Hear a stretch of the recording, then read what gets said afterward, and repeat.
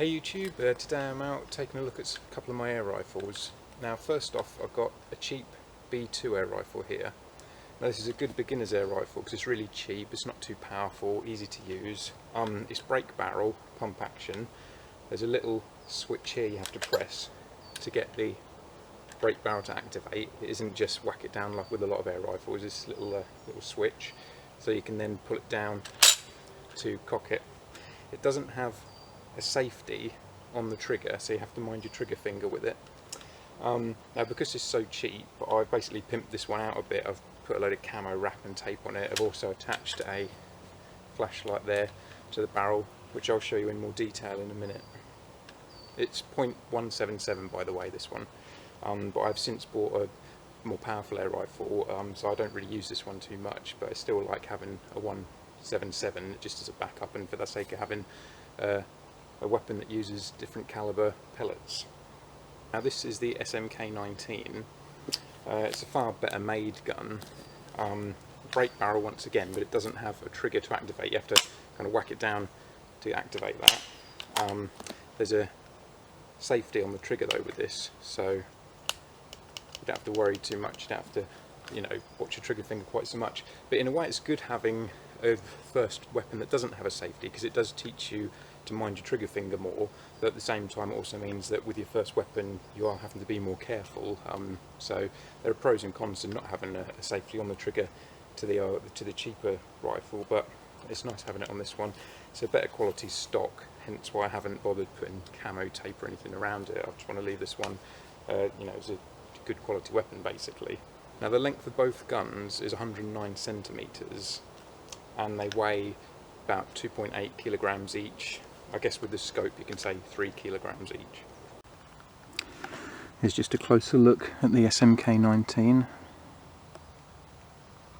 It's 12 foot-pound, so about as powerful as you can get without a license in the UK. I've just got a cheap bipod on it. You can get quite nifty ones that attach by screwing them onto the barrel, and then they just have fold down legs, but I don't really want one permanently attached, so just a cheap plastic one like that where it's held on by a spring. You basically pull the legs together and it unclips it. Works well for me. It's 109 centimeters long, by the way. And now this is the B2, which is only 6 foot-pounds.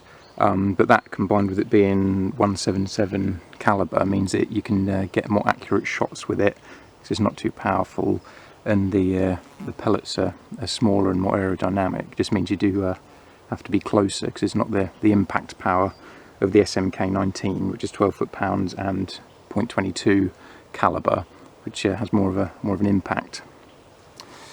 Now, as you can see, I've put camo wrap all around the butt there of the gun.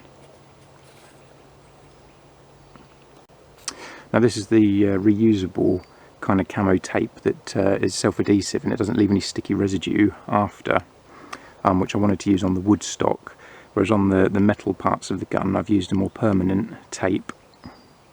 And on the scope there,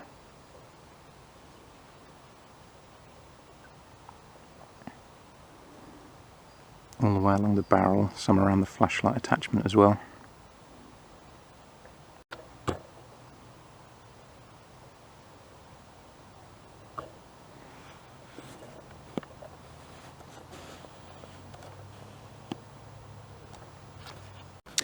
Now with the flashlight attachment, you basically screw the bracket on so it's semi-permanent on the barrel, but then there's a little screw on the side here which you can easily just unscrew with your fingers to unclip the flashlight.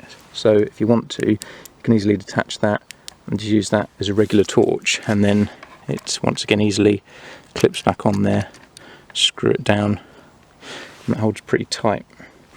Now a lot of people who put flashlight attachments on the weapon will put it closer to the end of the barrel, but I don't like how the weight then sort of shifts and it throws me off, and it makes it harder to steady the gun and aim it. So I much prefer having it as central as possible to just centralise the weight, and also so that I can then reach the switch off of the end of the rifle there without having to actually take my hand off it. I can keep a hold of the gun and just reach my finger forward, turn that on and off.